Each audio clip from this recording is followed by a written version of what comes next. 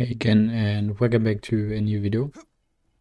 So someone requested to play Evie more often, or they wanted to see Evie gameplay, or just whatever. So that's why a little bit of Evie gameplay. I hope maybe a little bit of educational content. I'm not sure. I'm not the best Evie. Usually I'm not good at all with Evie, so I struggle a lot with her weapon.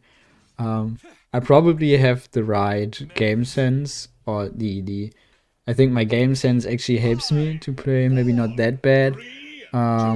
So I struggle more with the aim than actual game sense of Eevee, cause I don't know. I think I just have general game sense, so that's why it's maybe a little bit easier to understand when to go in and stuff like that.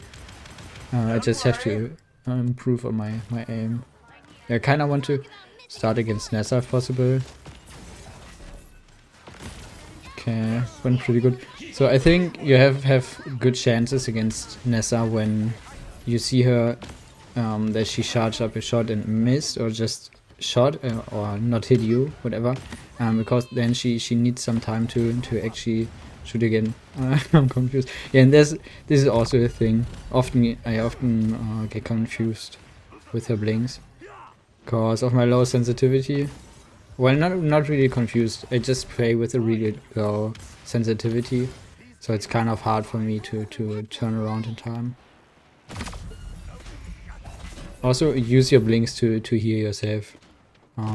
You don't need to actually, I don't know, wait until your blink time is over, because you could find a situation where you could go in. Just use your blinks immediately after each other, so to say, to just heal yourself. And see, I don't always reactivate my blink, because if I'm in a safe spot or in a bad spot, if I would blink back, then I wouldn't. Yeah, I actually thought you could blink over this. It sucks. Would be nice to just blink over the roofs. And I still want to go for Nessa. Yeah, okay. I think she just gave up at this point. Or she tried to maybe find someone else to hit. Don't worry. I mean, I kinda want to fight Drogas if possible. If not, I mean, it's usually it's pretty hard for Evie to fight against Drogas, but if possible, then I want to try. See, now it would be too dangerous for me to blink back. That's why I'm not blinking back. That's why I just blink for the range, and then didn't reactivate my blink, so to say.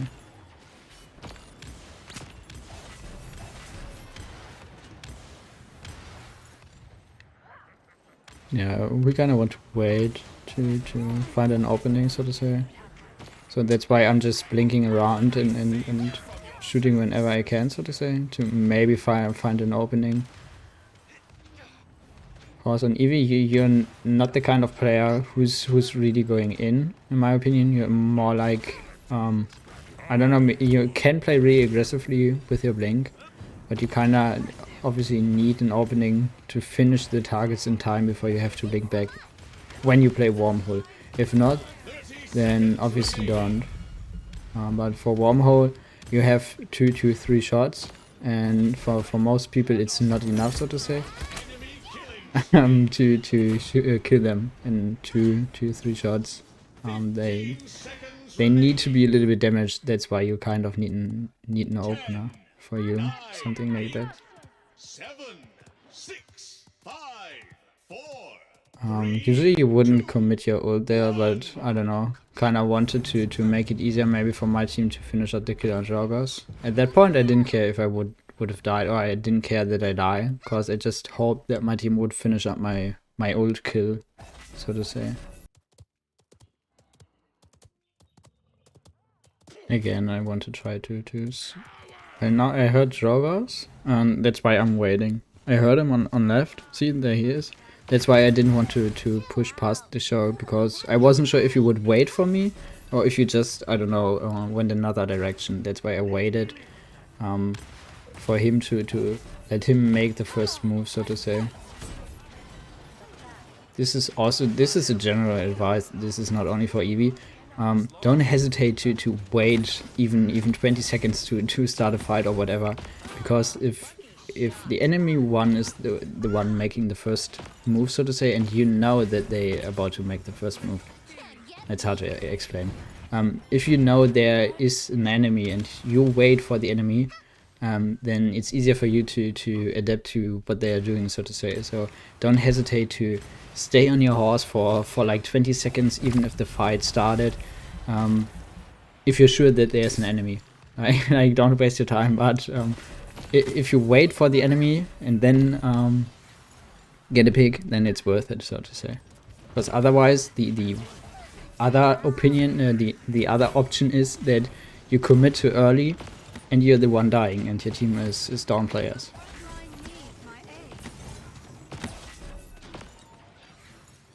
I'm kinda safe here, so I now Nessa is respawning, or just respawn. That's why I try to finish up at least something before I want to get back. So Nessa should come back now. See, there she is. That's why I turned around.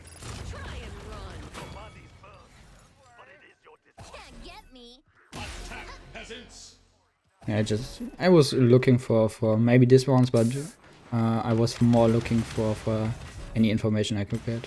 Like if I see anyone respawning, something like that.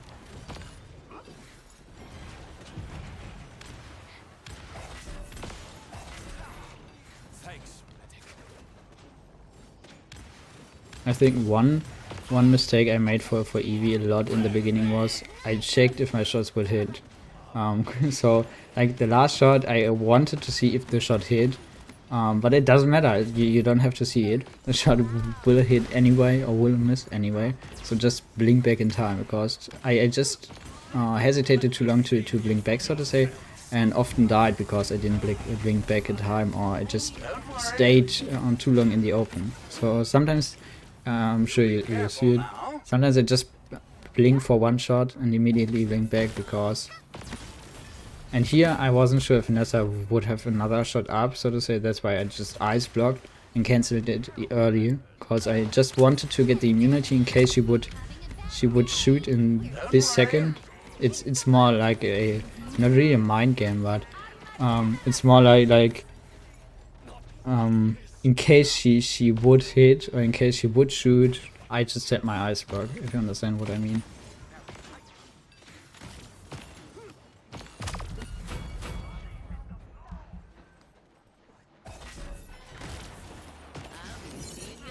Yeah, just okay, finishing. I didn't really need the ult. To be honest, this was actually bad ult. I didn't need to kill the Nessa. I didn't pay attention to where my team was, where the card was. I just looked onto Nessa and wanted to kill on Nessa, but I didn't actually pay attention to what's going on in the game. So this was actually a bad ult, because we didn't need the ult to commit the push.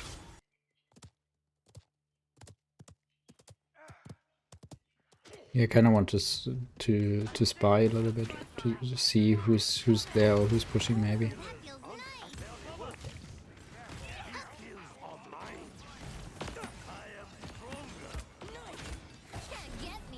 I kind of want to play around point. I mean, I could push the... I get stuck. I could push Nessa actually. Don't worry.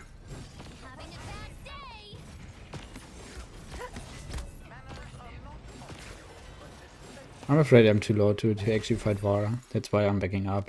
And Nessa should respawn, or should have respawned and should come back to the fight soon. And I heard joggers on top. That's why I wanted to get back, so to say. Because you can, as long as your team is up players, or as long as the enemy team isn't respawned fully, you can play in their backline and can play in way overextended positions, so to say. Because they can't punish it, but as soon as they get back, just get back to your team.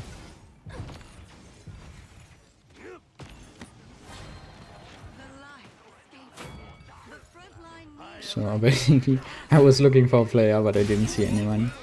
So, quick Evie game. I guess I'll do another one, or try to do another one, because this one was really short. And I think I couldn't really explain a lot, but yeah, just see in the next game. So welcome back to the second game. This time on Southern Beach, and I think Southern Beach is a really good map for Evie just because of the high ground positions, and she has it really easy to get onto there. So, and we actually don't have have an Octavia on both sides on the team, so to say. Kinda weird, because it's still patch day, so I don't know.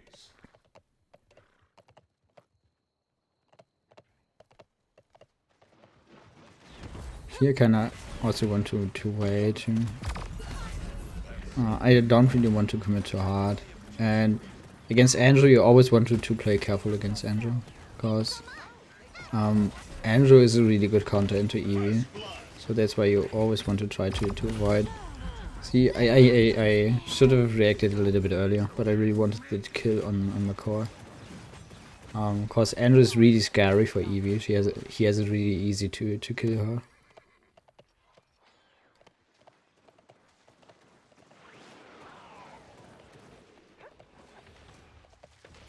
So I see the enemy team is falling back because of Imani. I saw Imani falling back, and I saw my team on the point. That's why I immediately pushed up to this point of the map, so to say. And this is only a general advice, so to say, not only for Evie. Always pay attention to enemies and where your team is, so you could assume what's going on currently, so to say. So it's easier for you to make any decisions. I just iceberged in case Imani would have chased and fireballed me again.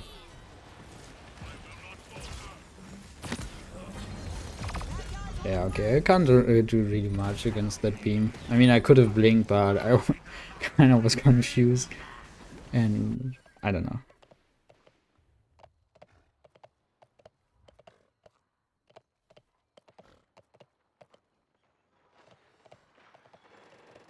Actually want to get on high ground, because this spot here is really strong for Evie. Just staying in my iceberg so Andrew can't finish me, and I got out of the iceberg, or the iceberg ended right after my ult ended, because it's enough when or it's easier for you to kill Andrew or anyone else if they first get all your ult damage, even though it's not much, so to say, but they are crippled, so they can't get out, and still receive the damage of your ult. And afterwards, when they're probably one shot for you, so below 850 HP, then you can get out of your iceberg and actually finish up the kill. Because if you get out before, they can kill you more easily, so to say, because they have, I don't know, more time, because they are also higher on HP. So yeah, I don't know how to explain it. So yeah, actually first push, so to say. So, and I kinda like Chronos on Evie. Just because you can do even more with our cooldowns, so to say, because Evie is all around her cooldowns and cooldown management. I mean, also about aim, as I said in the beginning, I struggle more with her aim. And here, I don't know, I'm looking for Imani. Either I can find her, or maybe she turns around or whatever, to help my team.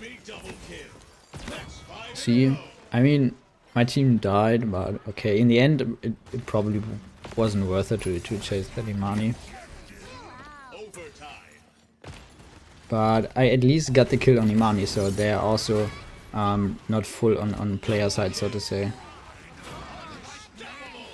So yeah, see, just because I killed the Imani just respawned or comes there. It was easier for me to finish up the others on a point, and I could play on this high ground position. So in the end, it worked out worth it.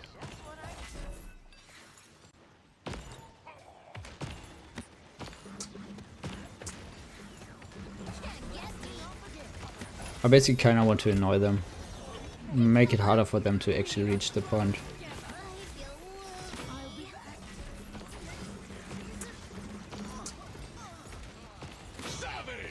So here I can just shoot down. See, he doesn't care about me because he was probably out of cooldowns. and just finishing up the other kills.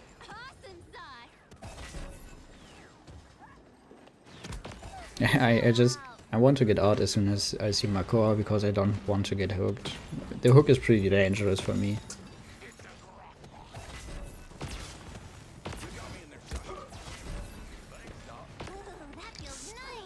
I kind of want to rotate it a little bit to right side to maybe, yeah, to open something from right side, so they don't have it that easy to hold right side. Enemy double kill. So you heard the hook, so I kind of baited out the hook, and now my core's hook is on cooldown. I mean, it doesn't matter because my team isn't there, but just you could always take it for other situations as well. Like if you hear the hook, you know you can play more aggressively. You know it's easier for you to maybe do something. You could stay longer in the fight because you know it's more unlikely that Magua is going to hook you because he's on cooldown.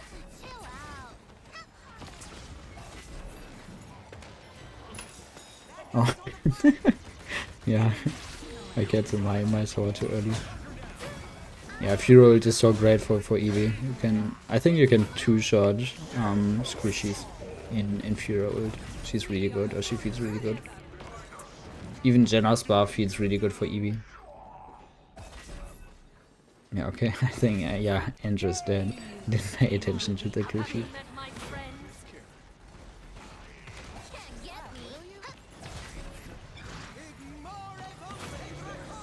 Yeah, maybe. Okay, I don't even have to. Okay, another short game. But anyway, I hope you could learn maybe something from decision making or whatever. So always be careful, pay attention to enemy cooldowns who could cripple you, hook you, whatever, and play, I don't know, smarter on your cooldowns, something like that. I hope I get maybe longer games in the future where I could actually show more of EV advices. But anyway, I hope you've enjoyed it. I hope you've had a nice day. And always remember, don't forget, you guys are awesome.